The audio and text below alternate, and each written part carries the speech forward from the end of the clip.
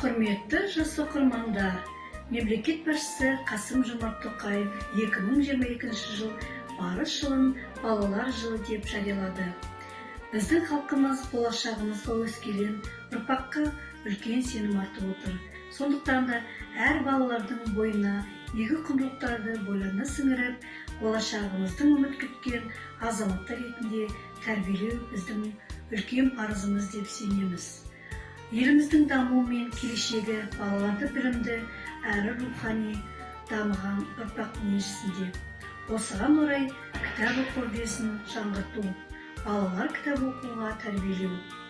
Арқалық қаласындағы облыстық номер 2 әмбебап ғылыми кітапханасының балалар әдебиеті бөлімі. Сіздерге қызықты да таңғажайып ертегілермен таныстырамыз. Ендеше таңғажайып ертегілер әлемінің құпиясын ашқың келе ме? Ертегілер әлемінде сиқырлы кітап.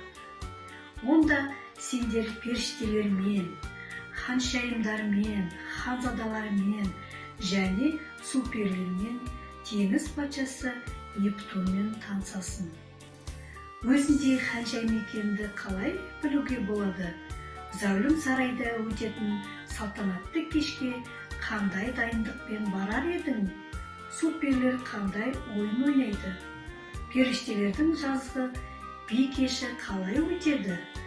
Осы сұрақтардың жауабын қолындағы ғажайып танымдық кітаптар ішінде іздеп таба аласың. Олай болса, балалар бөлімінің есігі сіздер үшін әрдайым ашық. Қызыққа толы кітап әлеміне асығыңыздар.